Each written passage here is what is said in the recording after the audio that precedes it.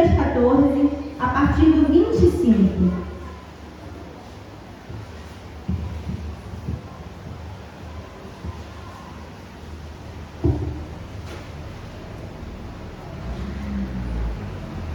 Tem alguém aí do seu lado que ainda não encontrou? Ajuda a encontrar. Faremos a leitura todos juntos.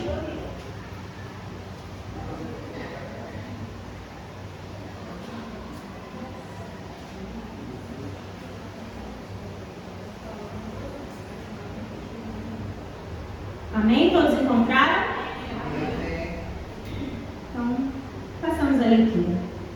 Grandes multidões acompanhavam Jesus, e ele, voltando-se, lhes disse: se alguém vem a mim e não me ama mais do que ama o seu pai, a sua mãe, a sua mulher, os seus filhos, os seus irmãos, as suas irmãs e até a sua própria vida, não pode ser meu discípulo. E quem não tomar a sua cruz e vier após mim, não pode ser meu discípulo. Pois qual de vocês, pretendendo construir uma torre, não se assenta primeiro para calcular a despesa e verificar se tem os meios para concluir? Para não acontecer que, tendo lançado os alicerces e não podendo terminar a construção, todos os que a virem zombem dele, dizendo: este homem começou a construir e não pôde acabar. Ou qual é o rei que, indo combater outro rei, não se assenta primeiro para calcular se com 10.000 homens poderá enfrentar o que vem contra ele ou com 20.000? Caso contrário, estando o outro ainda longe, envia-lhe uma embaixada, pedindo condições de paz. Assim, pois, qualquer um de vocês que não renuncia a tudo o que tem, não pode ser meu discípulo. Amém? Você pode se sentar. Irmãos, quem aqui já trocou o piso de casa porque viu que estava velhinho? Ou resolveu trocar, mudar alguma coisa pelo simples fato de querer? Alguém já disse: vi algo mais bonito. Vi algo mais bonito. O meu está em boa condição, mas eu quero trocar. E aí o que a gente faz? A gente calcula, porque não necessariamente aquilo está ruim, mas a gente quer trocar. Então a gente vai ver quais são os custos e quais são os benefícios para a gente ter aquilo. Não é? Pelo menos eu vou calcular. Aí a gente vai ver, esse aqui é quanto mais caro. Mas e se eu vender, o que eu tenho? Mas e se eu doar para alguém que ainda não tem? Olha, mas se eu tiver esse novo, vai ser mais confortável. Se eu parcelar em 12 vezes no cartão, não tem juros. Vai ficar uma parcela levinha, eu nem vou perceber. Porque parceladinho no cartão, né, irmãos? A gente compra qualquer coisa, até uma casa, se bobear, parcelar direitinho, a gente calcula e compra. A verdade é que a gente sempre vai fazer cálculo. A gente vai pesar na balança o quanto eu vou receber de benefício e o quanto eu vou gastar com aquilo. Vai fazer um curso, vai procurar o orçamento. Tem 3 lugares que fazem o mesmo trabalho que você precisa. Qual é o melhor? Qual é o mais indicado? Qual que as pessoas estão falando melhor? Relação de custo-benefício. Já entrou em uma loja em que você vê a geladeira e a geladeira é 5.000 reais?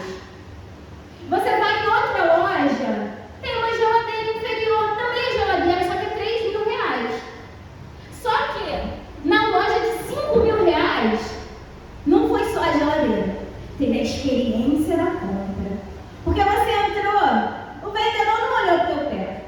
O vendedor já veio aqui, minha amiga, deixa eu te mostrar o que a senhora quer hoje. Vamos lá, vamos escolher.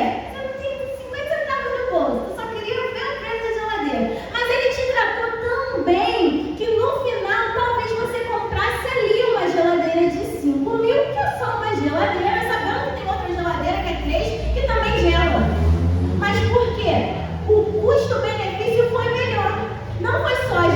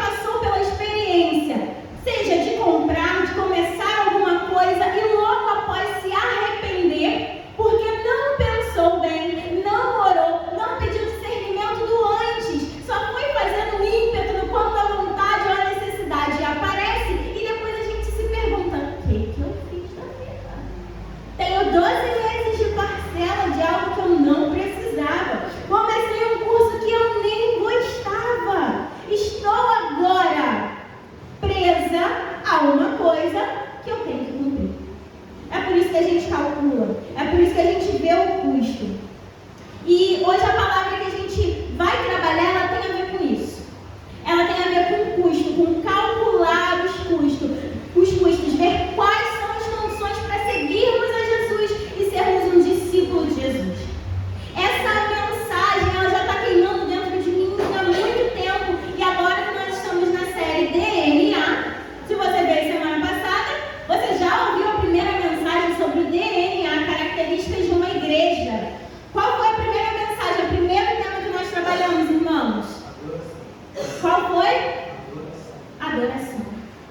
Adoração está no DNA da igreja. A igreja de Cristo é uma igreja adoradora. E nós falamos, olha, se nós não estamos adorando a Cristo, nós precisamos ter cuidado, porque tem outra coisa sendo adorada dentro de nós, porque está no ser humano a sede por adoração, por levantar ídolos. Então, ou adoramos a Deus, ou o trono do nosso coração é ocupado por alguma coisa.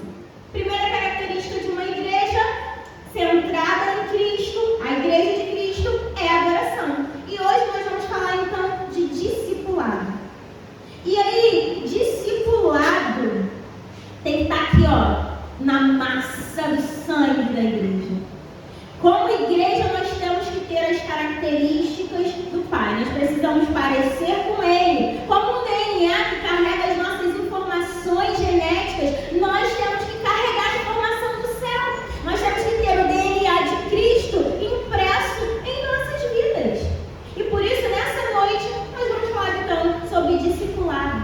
Para a gente começar, vamos entender o que é discipulado? Irmãos, discipulado não é só a célula. Discipulado não é só sentar com alguém e debater um tema bíblico, isso é estudo bíblico. Discipulado não é só falar, e aí, tudo bem com você? Mandar mensagem toda semana para o irmão. Não, isso é comunhão. Faz parte do discipulado, sim, mas não é o discipulado em si.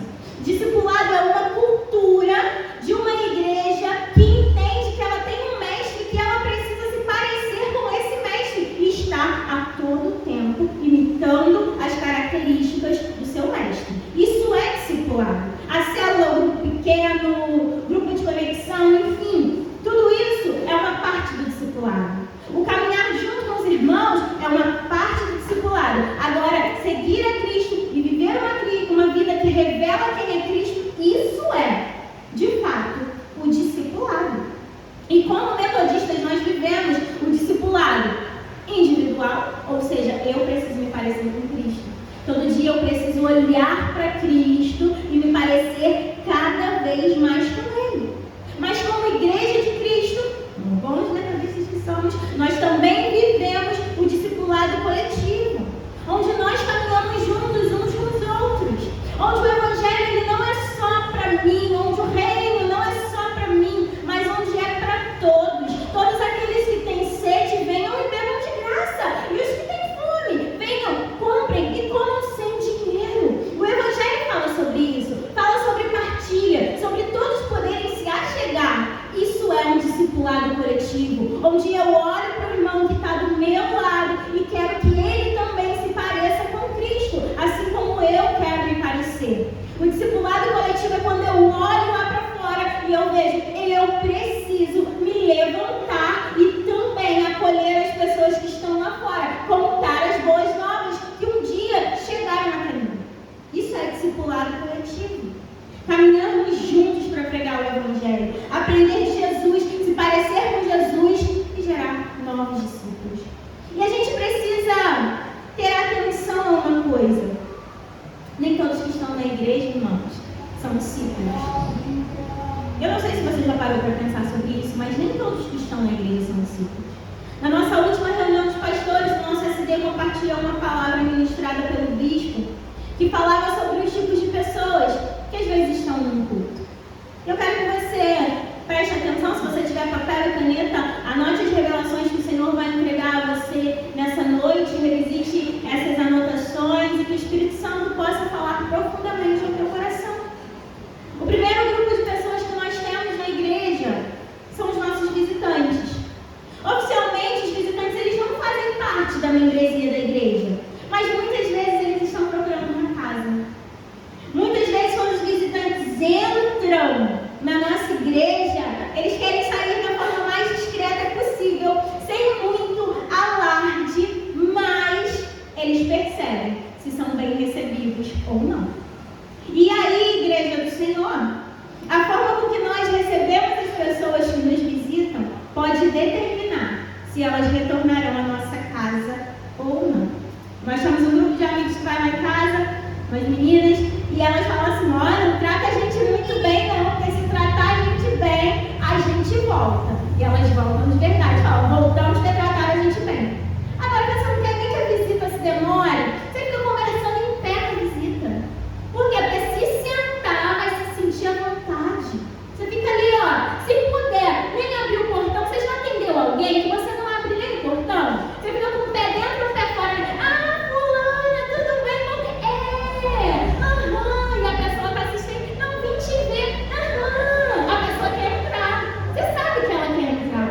Mas não é o desejo do seu coração recebê-la na sua casa. E aí você, tá bom, eu estou com um pouquinho de pressa, tá bom? Foi bom te ver. Você fecha o seu portão, você vai ver a sua vida, você dá graças a Deus que aquela pessoa não entrou na sua casa.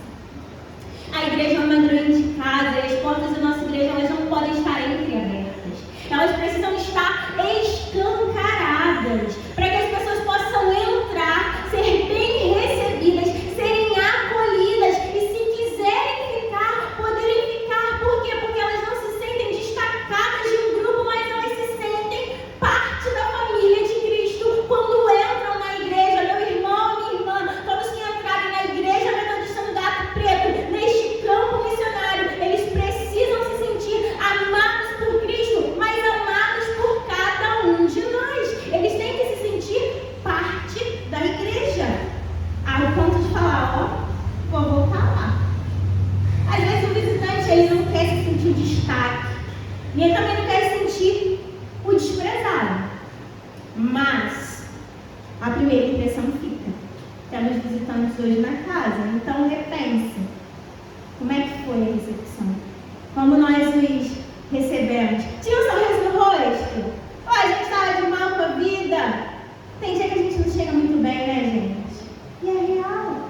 Nós estamos aqui com o Senhor que pode curar, restaurar, transformar. E às vezes a gente chega cabisbaixo, abatido. Mas a gente tem que lembrar, existe um que é por nós. Então o nosso semblante, ele pode ser modificado. Em Salmos vai dizer que aqueles que olham para o Senhor ficarão radiantes e não serão envergonhados. Então todas as vezes que chegarmos nesse lugar, olharmos para esse altar, para essa cruz, que possamos ver Jesus e que possamos ficar radiantes pelo simples fato de termos Jesus. Então, o primeiro grupo de pessoas que temos na nossa igreja são os nossos visitantes. E aí, depois dos visitantes, nós temos os seguidores ocasionais. Seguidores ocasionais é um grupo de crentes.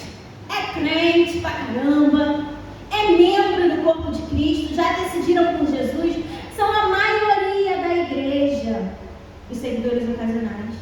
Seguidor ocasional vem ao culto, levanta a mão na hora do louvor, irmão. A diversidade de dons repartido entre eles, participam dos eventos, são dizimistas, ofertantes, mas eles não entenderam o que é ser eclesia. Eclesia, no significado da palavra, a gente traduz como igreja, mas não é igreja templo, é a igreja dos que vão para fora, é a igreja dos que saem, é a igreja que se preocupa com o mundo, é a igreja que ultrapassa o limite das quatro paredes. Só que os seguidores ocasionais, eles estão muito bem, obrigada. Venha ao culto, adora ao Senhor, dê meu dízimo, minha oferta, eu estou no ministério, mas ao invés de frutificar,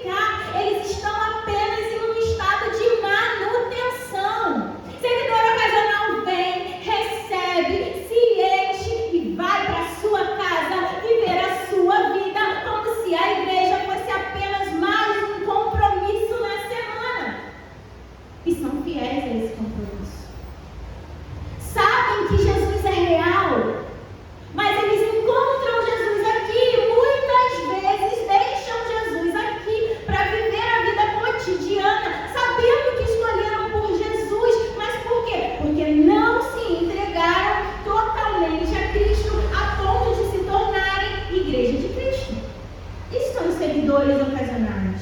E às vezes eles até partilham o Evangelho com as suas famílias. É a história do eu e minha casa serviremos ao Senhor. Se a casa do outro não servir, é do outro. Só que o pensamento da igreja, ele não pode ser esse. O pensamento da igreja tem que ser um pensamento de partilhar o Evangelho a toda a criatura. E aí, irmãos, para nós não é uma vida vindo só aos domingos e quintas-feiras na igreja, prestando nosso culto, indo embora com a nossa Bíblia debaixo do braço, não. É uma vida inteira que queime por Jesus, a ponto de eu impactar outras vidas também, a ponto de eu contar o que Jesus está fazendo e a ponto de todo o ambiente que eu estiver estar contaminado com a presença do Senhor, porque Cristo não é apenas um compromisso, Cristo é o Senhor na minha vida, por isso eu vou viver Cristo onde eu estiver. E aí nós chegamos no terceiro grupo de pessoas que participam do culto, que são os discípulos. Os discípulos são aqueles que sim, são membros comprometidos com o reino e com o rei. Os discípulos, eles topam tudo. Eles caminham debaixo da visão que o líder estabelece, que o pastor, que a pastora estabelece. Os discípulos, eles estão atentos ao que sai do altar, porque eles querem fluir na direção do que sai do altar. Os discípulos, eles estão preocupados em cumprir o que Jesus disse em Mateus 28. Lembra do ide por todo mundo? Pregar o Evangelho. Os discípulos estão comprometidos com isso. Os discípulos estão pensando, eu já sou discípulo, então naturalmente eu tenho que gerar outros discípulos também. Eles entendem que o seu DNA tem uma característica. E a característica do DNA dos discípulos é: eu preciso me importar com o outro. Eu preciso partilhar a boa nova que eu recebi. E que boa nova é essa? Eu estava morto, agora eu vivo. Eu era cego, agora eu vejo. Eu estava perdido, mas agora eu fui encontrado. Eu vivia no engano, mas agora eu vivo na verdade. E a verdade que liberta, que se encarnou nessa terra e se chama Jesus, o Filho de Deus, me alcançou, me salvou, transformou a minha vida. Essa verdade precisa ser partilhada a todos. Essa é a característica de um discípulo. Isso queima dentro dele, que ele precisa partilhar com outras pessoas. Tem mais, o discípulo, irmão, não tem encontro céu, não tem dia de culto. Ele já entendeu o que é uma vida de cultura de adoração. Então todo lugar para ele é uma célula, é um campo missionário, é oportunidade para orar, para falar de Cristo para alguém. Estou no trabalho, estou falando, estou lavando louça, estou louvando. Entrei no Uber, de manhã nós falávamos isso. Dá-lhe Jesus no Uber também. Para o discípulo ele está sedento por Jesus e por partilhar Jesus. Deus sopra para o discípulo. Sabe o que o discípulo vai fazer? Tu já conhece Jesus? Se não conhece, deixa eu te apresentar, porque eu fui encontrado por ele e você também pode ser encontrado. O discípulo é aquele que ele carrega em seu DNA, o DNA do próprio Cristo. Então ele está dizendo: eu quero que você também receba esse DNA que vem do céu. E o discípulo, meu irmão, ele está na hora do trabalho, ele se dispõe a fazer tudo, ele tem o ministério dele, ele tem o chamado dele, mas irmão, o que precisa? É subir na escada, subo, tirar a teia de aranha, tira a teia de aranha. Para quê? Para fazer um evento de manutenção? Não. É porque vidas vão chegar nesse lugar. E quando as vidas chegarem nesse lugar, o discípulo está preocupado que a experiência, desde que passe a porta até a hora que saia novamente, seja de encontro com Cristo. Então a cadeira que o irmão vai sentar está limpa? É uma vida. Tem água gelada?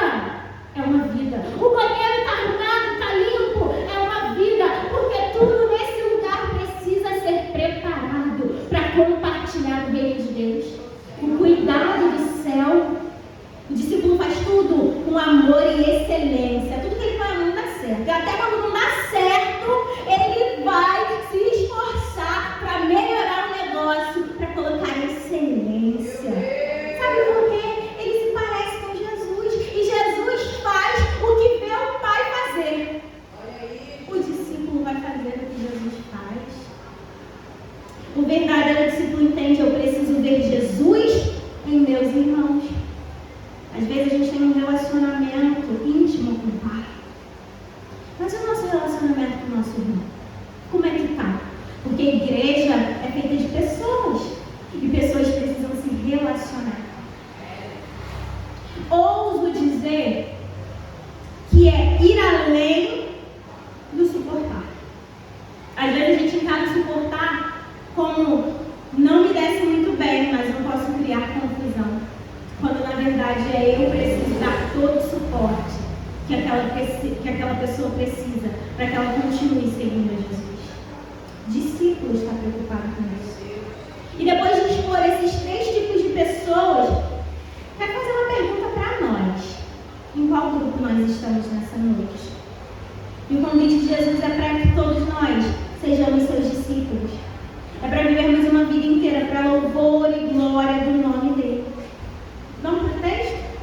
O texto que nós lemos, ele vai nos apresentar algumas condições para seguir Jesus.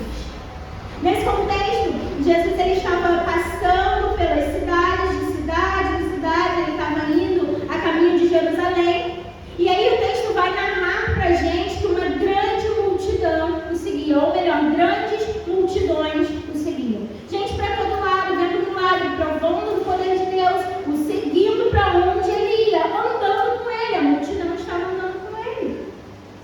E o retrato da multidão aqui é o grupo dos seguidores ocasionais, que eles vão onde Jesus está, mas por muitas vezes só para o suprimento das suas próprias necessidades, e não para viver uma vida por Jesus, com Jesus e através de Jesus. Porque quando o caldo engrossa, a multidão vai virar para Jesus e vai dizer: já comemos pão, mas duro é esse discurso. Vamos procurar uma coisa que me deixe mais confortável. Só que os discípulos, eles são aqueles que dizem: mestre, é duro mesmo esse discurso. Mas deixa a gente te contar, para onde iremos nós? Só tu tens as palavras de vida eterna. Os discípulos são os que ficam. E aí Jesus então ele vira para a multidão e lhes dá algumas condições para quem realmente deseja segui-lo. Não sei se os irmãos conhecem, mas o pastor Jonas Madureira, ele tem um livro que se chama O Custo do Discipulado.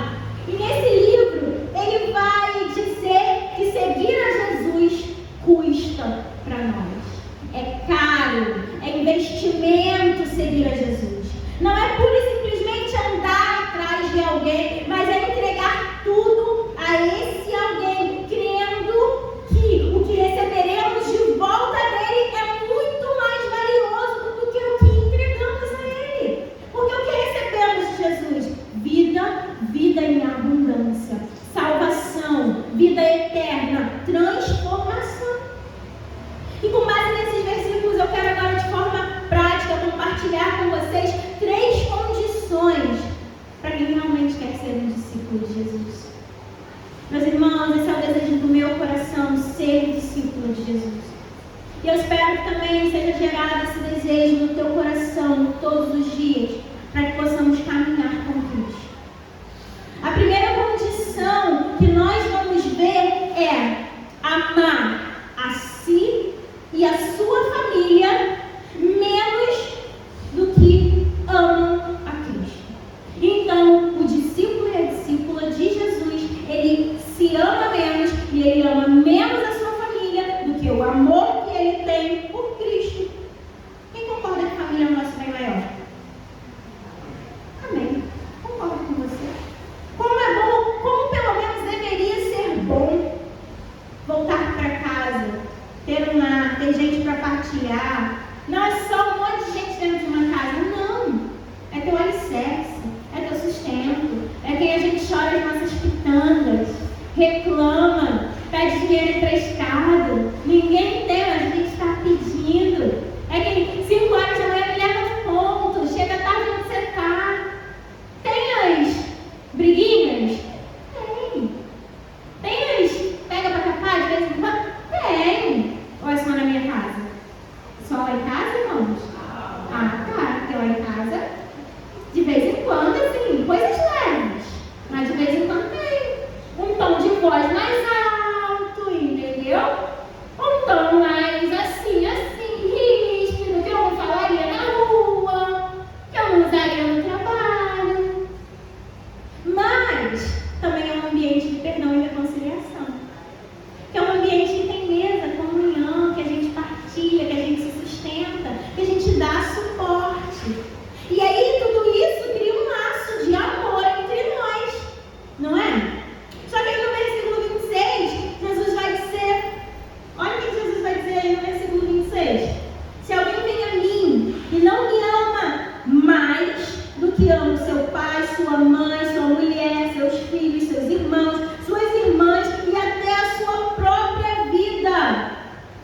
não pode ser meu discípulo. Eu amo minha família. Eu me amo. Eu sei que você se ama. Saiu bonitinho, sentado nesse banco, penteou o cabelo, tomou um banho, tirou a tua melhor beca do armário para vir servir a Cristo nessa noite, para prestar esse culto ao Senhor. Você tem que cuidar de você, da sua casa, da sua família. E aí, o que Jesus diz é, todo esse amor que você tem, talvez eu perguntar, quem é a pessoa que você mais ama nesse mundo hoje? Você vai dizer o nome de alguém da sua família. E o convite de Cristo, então, é, quer ser meu discípulo? Me ame mais do que você ama os da sua casa, do que você ama os seus, do que você ama a si mesmo. Custa. E aí nós precisamos entender que não é amar menos a nossa família, é amar mais ao Senhor. Porque se a gente ficar nessa questão de querer medir os amores, diminuindo o amor da nossa família, é para nós nos enganarmos que amamos mais ao Senhor, nós ficaremos no mesmo lugar. Então o que nós precisamos fazer é amar mais ao Senhor. E como eu vou amar mais ao Senhor, como eu vou amar mais a Jesus, lembrando que foi Ele quem me amou primeiro, a ponto de entregar a sua vida por amor a mim, de entregar a sua vida por amor a você. É isso que vai nos impulsionar a amá-lo mais do que amamos todas as outras coisas. Há um mandamento: amarás o Senhor teu Deus, todo o teu coração, toda a tua alma, todo o teu entendimento, toda a tua vida voltada a amar ao Senhor. Jesus então está dizendo à multidão: se vocês não conseguem me amar mais do que amam essas pessoas, vocês não são meus discípulos. O discipulado faz com que o nosso amor por Jesus seja maior do que o nosso amor por qualquer outra pessoa. E até mesmo do que o nosso amor por nós mesmos. Nós temos que ter cuidado para esse amor que temos por pessoas, como falamos semana passada no Virar Idolatria. Tem pessoas que levantam altares a outras pessoas em seus corações. Um ídolo, um cantor, um ator, ou o marido, ou a esposa, ou os filhos, ou os pais. Honre os pais. Honre sua esposa, honre seu marido. Partilhe sim o amor, mas lembre-se que ainda assim Jesus é maior do que qualquer um deles. Jesus é maior do que a nossa própria família, mas não se preocupe, Jesus ama a família. Então quando você o ama mais, Ele vai te dar condições de que você também ame a sua família da maneira certa. A segunda coisa que Jesus diz é que discípulos precisam tomar a sua cruz e seguir a Ele. Olha o versículo 27, o que vai dizer: e quem não tomar a sua cruz e vier após mim, não pode ser o meu discípulo. Jesus está dizendo, olha, o discípulo também vai enfrentar a rejeição, a condenação, a vergonha, mas tudo isso por seguir a Cristo. Jesus está dizendo, carregar a cruz, naquela época, é o símbolo de vergonha. As pessoas olham e veem ali, vai alguém que está condenado por algo muito ruim que cometeu. Mas Jesus, Ele quer dizer aos discípulos, não é sobre o peso do pecado, mas é entender que me seguir custa, porque o preço do pecado já fui eu quem pagou. E agora me seguir vai custar, vai haver sofrimento. Irmãos, tem ambientes que rejeitam os discípulos de Jesus.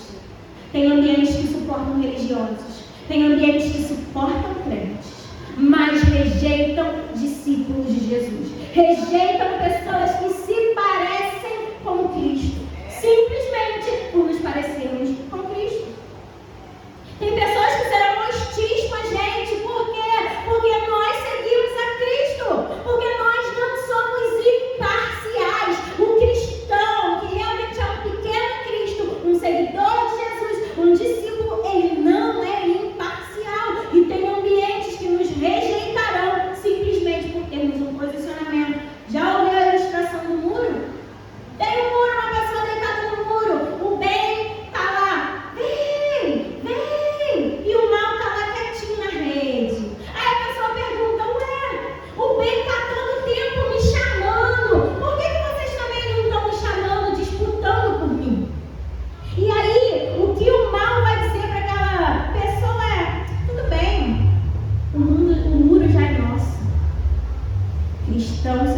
de Cristo, discípula de Jesus, ele não é imparcial.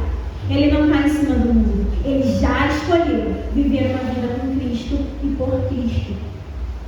E aí, nos próximos versículos, Jesus ele vai dizer à multidão: olha, custa me seguir.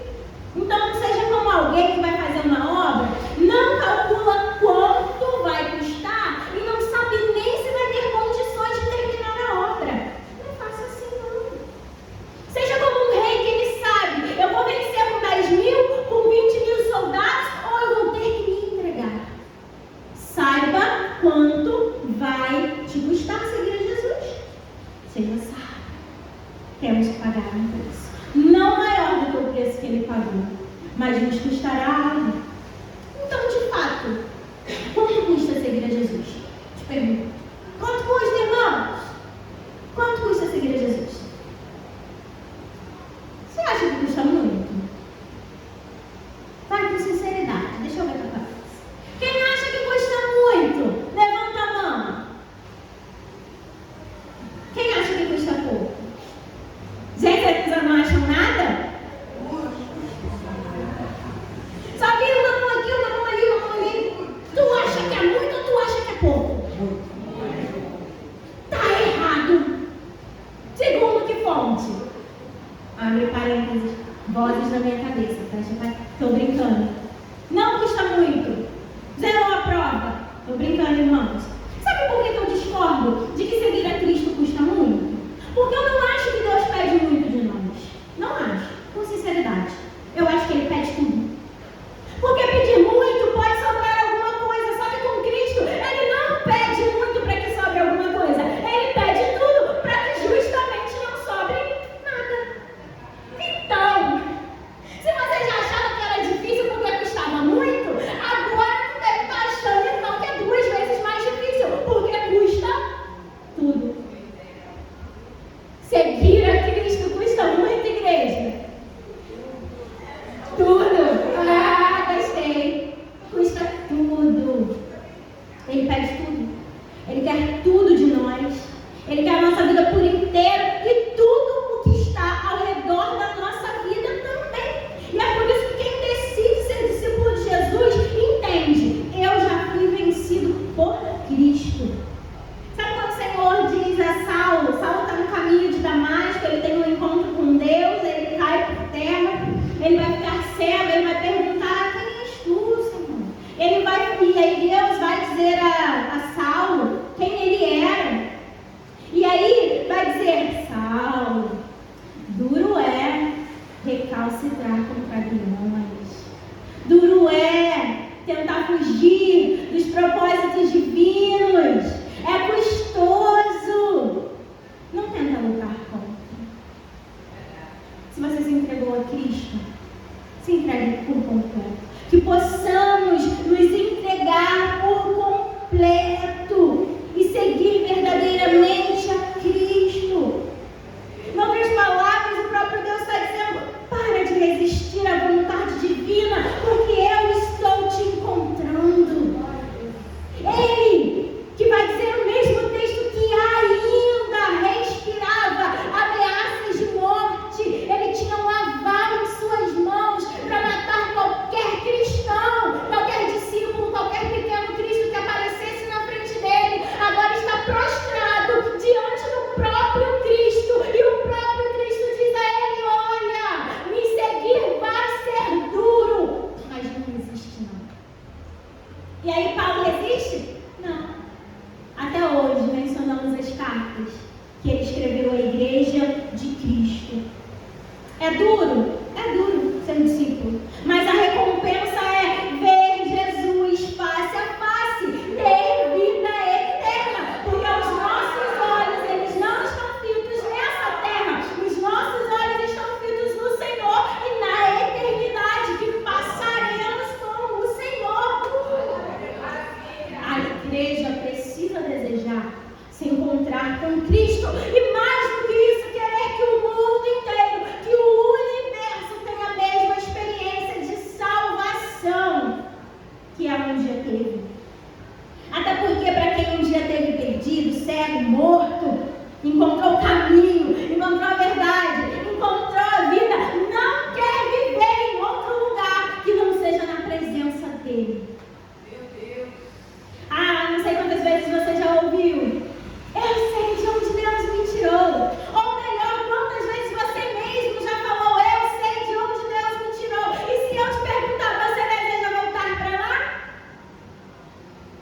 então é viver uma vida inteira com Ele, por Ele e para Ele, até que Ele venha.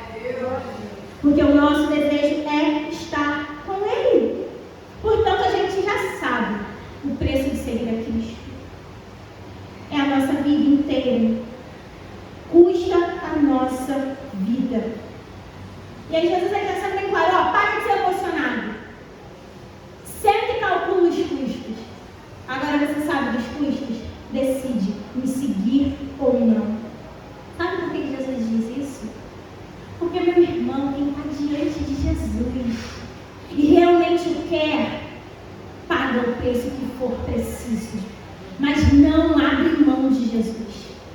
Quem prova da fonte, da água, da vida, não vai ficar matando a sua, ou melhor, tentando matar a sua sede em cisternas rotas que não retém água. Não vai beber de qualquer lugar, porque já bebeu daquela água que realmente pode saciar a sede. Então quem prova de Jesus, ainda que entenda, custa a minha vida, vai falar, eu prefiro perder a minha vida, mas encontrar ao Senhor, porque Ele é tudo em mim e Ele é a esperança da glória. Discípulo faz isso, porque a multidão está pensando assim, tá, mas não tem mais pão não? Não tem mais peixe não?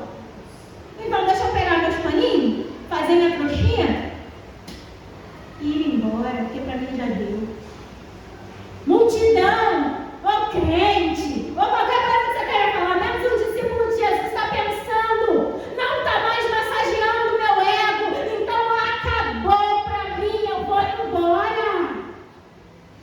Discípulo está ali, Jesus está me quebrando todinho. Mas pode quebrar, Jesus. Eu estou agarrado em ti, não sai daqui. Discípulo entende, ele vai me moldar, até que no meu DNA estejam impressas as características dele. Uma igreja que tem o Senhor como centro, está entendendo, é Ele que é o cabeça, é Ele que me determina, é Ele que me faz ou desfaz, é Ele que me levanta ou abate, e eu me submeto e quero segui-lo. Discípulo, igreja, eclesia. Terceira coisa, irmãos, renunciar a tudo. E renunciar a entendermos que temos que nos desapegar de muitas coisas para viver por Jesus. E atualmente nós nos apegamos a muitas coisas. E o que Jesus nos convida é a nos desapegarmos de um monte de coisa. Tem gente que é mais apegada até do que coisa, a coisas do que a pessoas, né? Já foi na casa de alguém que o sofá está intacto? Porque ninguém pode sentar. Ninguém pode botar um pé. Tudo bem. Não é para destruir. Vamos lá. Conquistamos com suor, né? Mas põe uma mantinha. Põe uma mantinha lá. Né, querida? Querida, fala que o sofá tem meu cheiro do papaizinho. E tem minha que a gente deita naquele sofá, irmão. A gente bota o pé lá no negócio do sofá. Tira a manta, lava a manta. O que importa mais? A família ou o seu sofá ficar intacto lá? Aí quem vai sentar quando a casa estiver vazia? Tem gente que tem mais apego pelo cachorro. Eu já ouvi. Temos que amar os animais? Sim, temos. Amo meu pet. Ele se chama Zaqueu.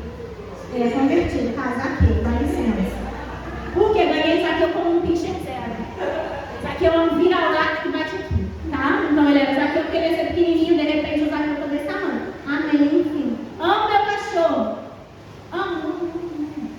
Mas ele não pode ocupar o lugar de uma pessoa. Ele não pode ocupar o lugar de Cristo. Já ouvi gente dizer, eu prefiro dar toda a comida pro cachorro, mas não deixar fulano comer. A que ponto o ser humano chega? Tem gente que ama mais coisas do que pessoas. Jesus está dizendo, olha, se desapega de coisas para ser meu discípulo. Quer me seguir? Renuncie. Olha no versículo 33.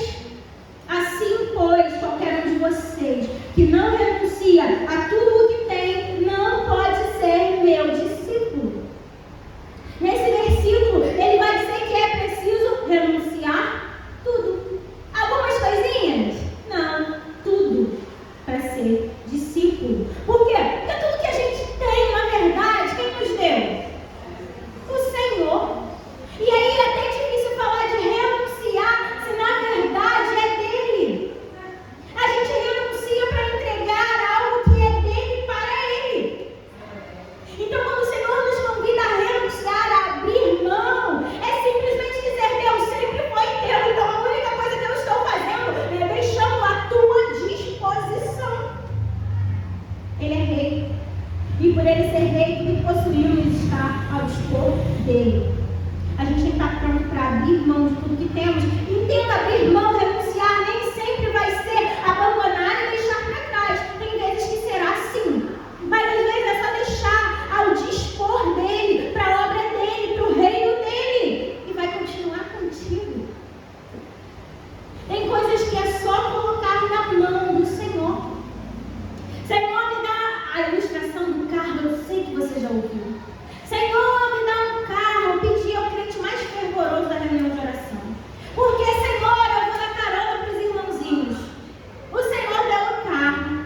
Irmãozinho vem para a igreja de carro. Conta o testemunho com a chave do carro na mão. Acaba o culto, o irmão olha para o lado, vê. E a irmã fulana tem 10 crianças.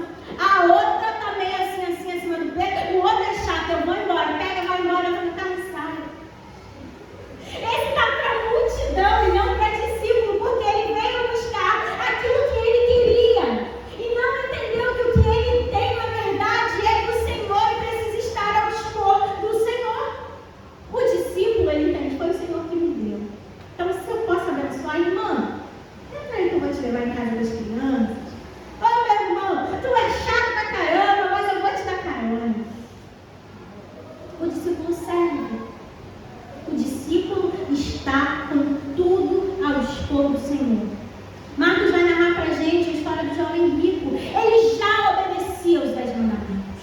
A Torá estava toda aqui e toda aqui. Mas quando ele fala, então, Senhor, o que me falta para alcançar a vida eterna? Jesus fala, vai, vende tudo que você tem.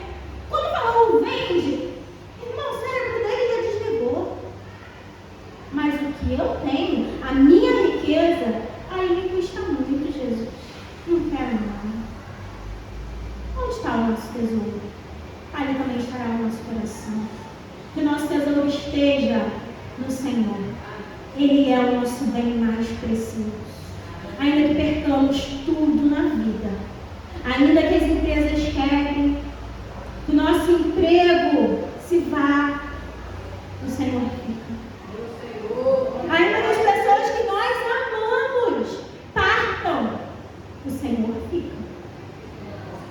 Ele deve ser sempre o centro de tudo e o bem mais precioso que temos. Que Jesus valha mais em nossas vidas. Essa é a vida de um discípulo, irmãos. É estar sempre ao dispor do Senhor, entregar tudo pelo Senhor e querer viver pelo Senhor. E qual é a recompensa? O próprio Senhor. Essa é a nossa recompensa. O próprio Senhor. O desfrute da presença dEle. A garantia da vida eterna com Ele. Não por meio